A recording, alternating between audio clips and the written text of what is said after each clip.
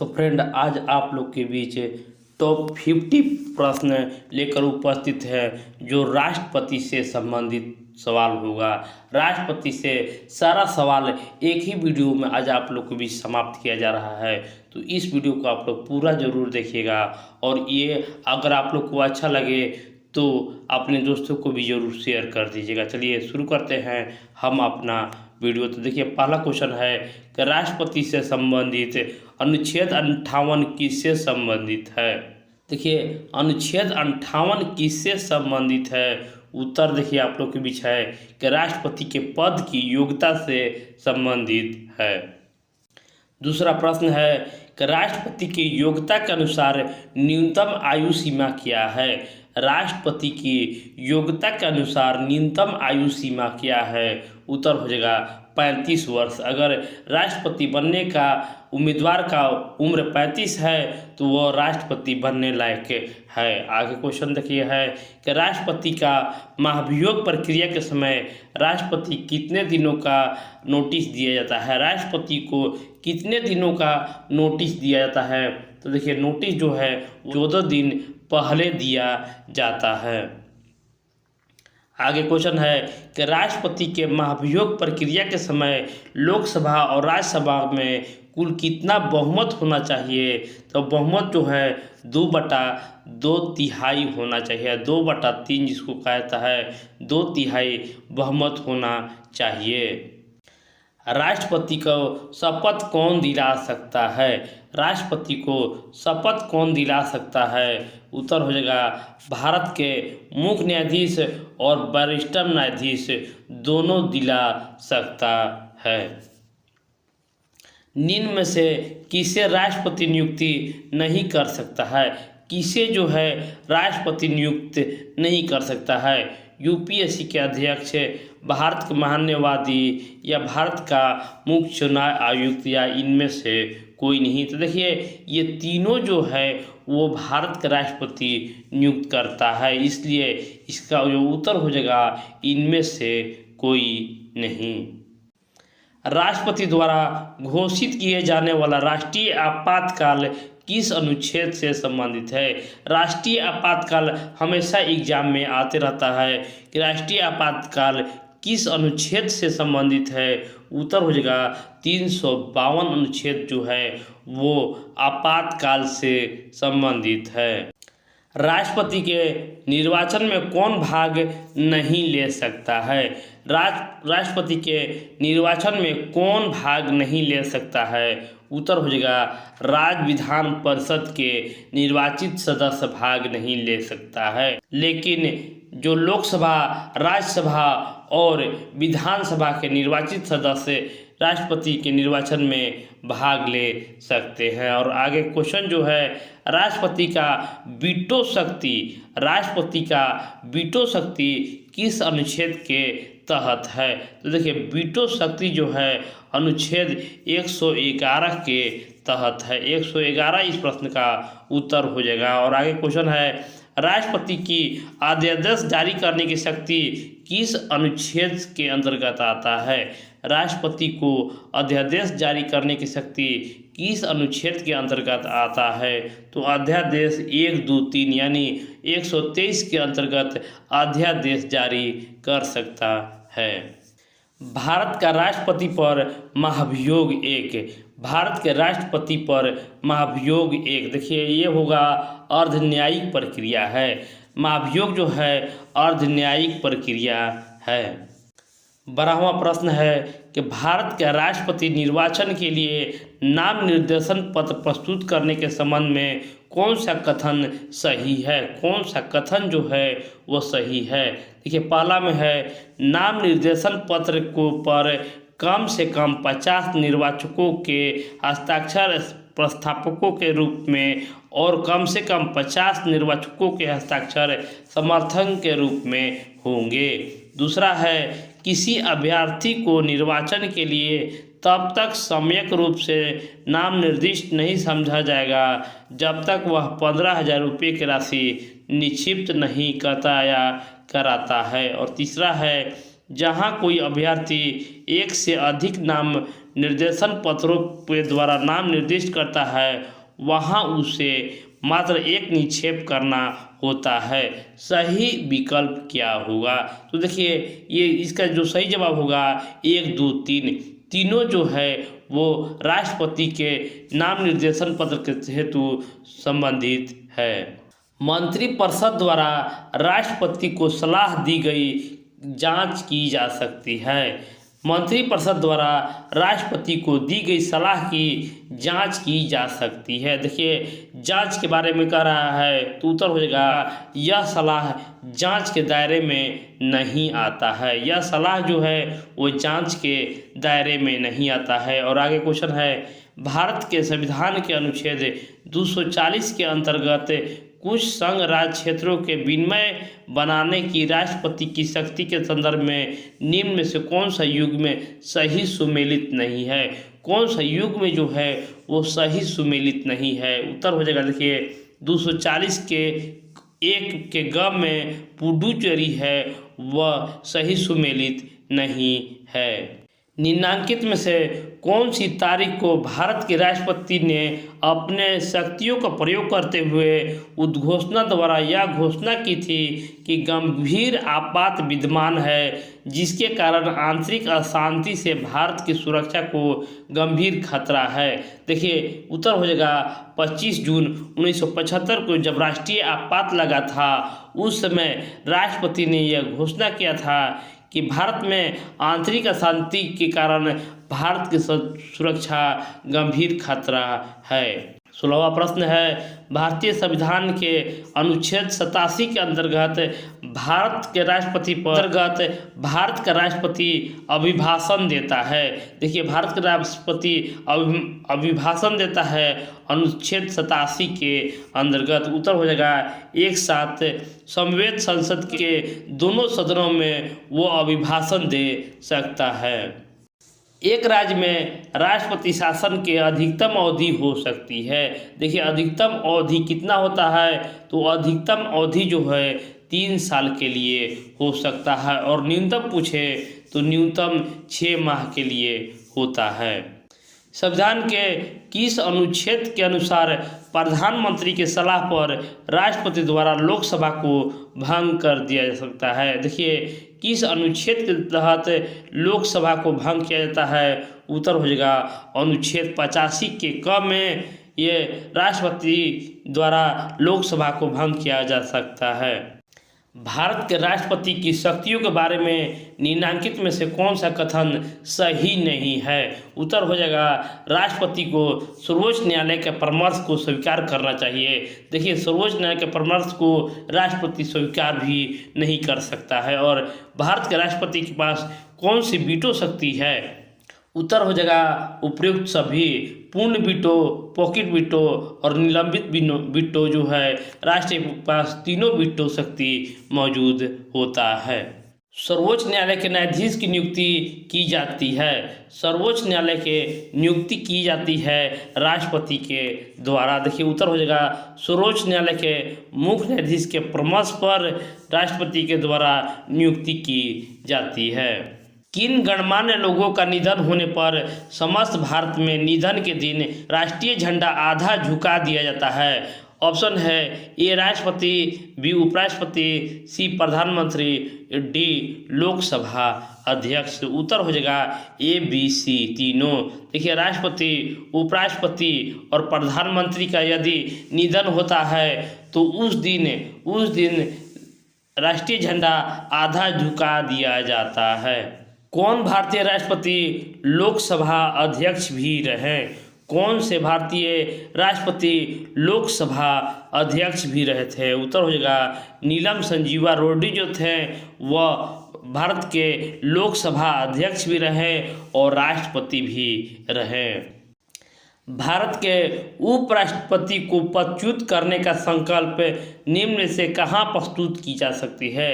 उपराष्ट्रपति को पदच्युत करने का संकल्प कहाँ पर प्रस्तावित की जा सकती है? उत्तर हो जाएगा उपराष्ट्रपति को केवल राज्यसभा में प्रस्तावित की जा सकती है।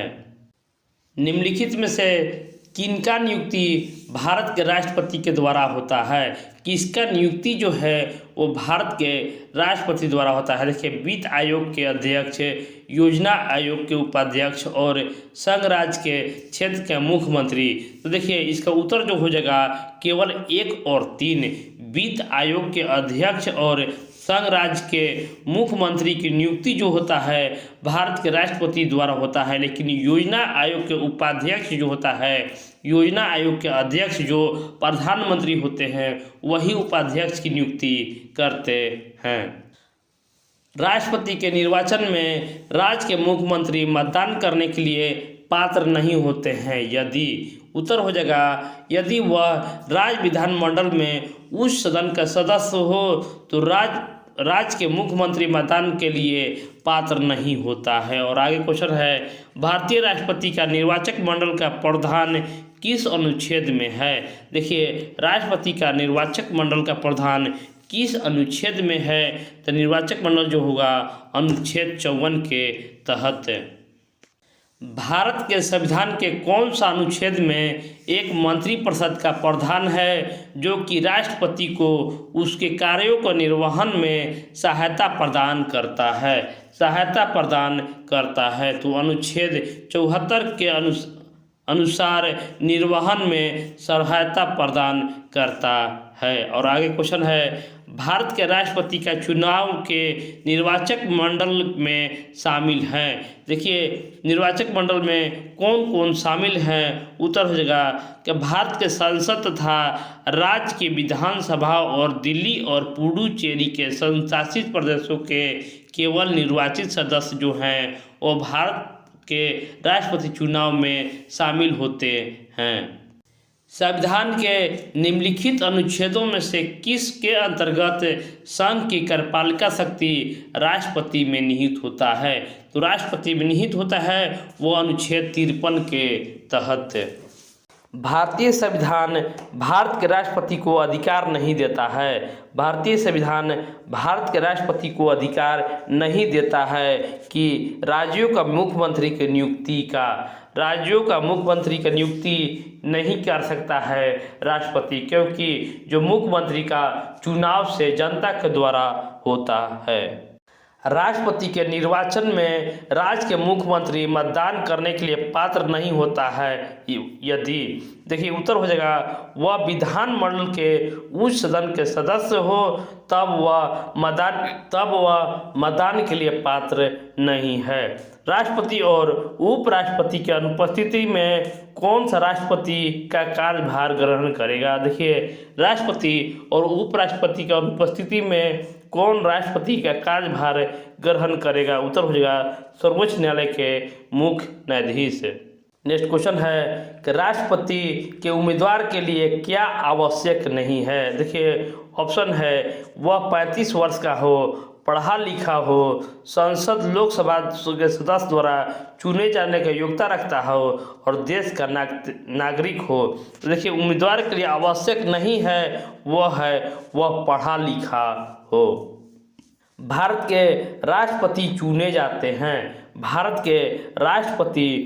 जाते हैं। उत्तर हो जाएगा, राज्यसभा, लोकसभा और राज्य के विधानसभाओं के निर्वाचित सदस्यों के द्वारा राष्ट्रपति चुने जाते हैं। नेक्स्ट क्वेश्चन जो है कि भारतीय संविधान के किस अनुच्छेद के तहत राष्ट्रपति पर महाभियोग चलाया जा सकता है? राष्ट्रपति पर महाभियोग चलाया जा सकता है। उत्तर हो जाएगा अनुच्छेद 61 के तहत राष्ट्रपति पर महाभियोग चलाया जा सकता है। और राष्ट्रपति को लोकसभा में किन 2 सदस्यों को मनोनीत करने का अधिकार है? राष्ट्रपति को लोकसभा में किन 2 सदस्यों को मनोनीत करने का अधिकार है? उत्तर हो जाएगा एंग्लो इंडियन जो है वो 2 सदस्य जो हैं वो लोकसभा में मनोनीत कर सकता है। और आगे क्वेश्चन है कि स्वतंत्र भारत के प्रथम राष्ट्रपति कहाँ से थे? प्रथम राष्ट्रपति जो थे वो किस राज्य से संबंधित हैं? तो वो थे बिहार से, डॉक्टर राजेंद्र प्रसाद।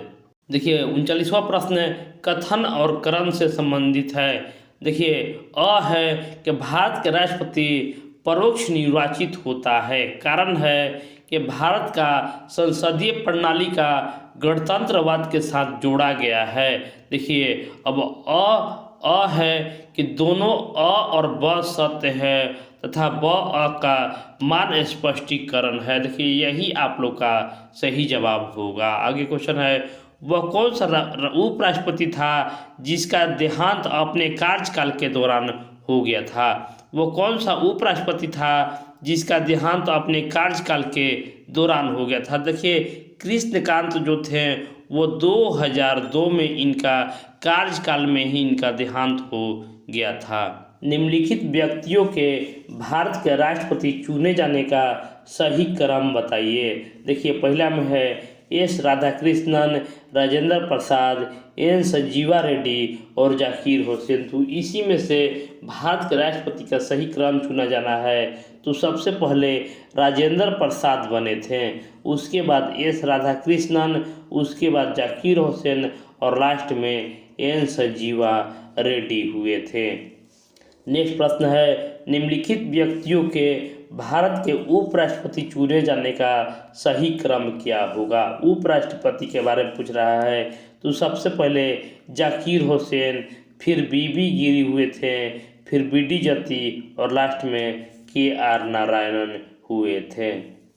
निम्न को मिलाइए। देखिए राष्ट्रपति और उनके कार्यकाल के बारे में पूछा है। तो सबसे पहले जाकिर हुसैन, आर वेंकटरमन और APJ अब्दुल कलाम के कार्यकाल के बारे में पूछ रहा है। तो देखिए सबसे पहले जाकिर हुसैन जो थे वह 1967 से 1969 ईस्वी तक थे और आर वेंकटरमन जो थे 1987 से 1992 तक थे और missile man APJ Abdul Kalam जो थे वह 2002 से 2007 तक भारत के राष्ट्रपति थे। आगे क्वेश्चन है, राज्यसभा में राष्ट्रपति द्वारा कितने सदस्य मनोनीत किया जाता है? देखिए राज्यसभा के बारे में पूछ रहा है। तो राज्यसभा में जो राष्ट्रपति 12 सदस्य को मनोनीत कर सकते हैं और वहीं लोकसभा पूछे तो लोकसभा में 2 सदस्य जिसको एंग्लो इंडियन सदस्य होता है उसको मनोनीत कर सकते हैं। भारतीय संविधान के कौन सा अनुच्छेद राष्ट्रपति और उपराष्ट्रपति के बारे में बात करता है? राष्ट्रपति और उपराष्ट्रपति के बारे में बात करता है। उत्तर हो जाएगा अनुच्छेद 52 से 73 तक।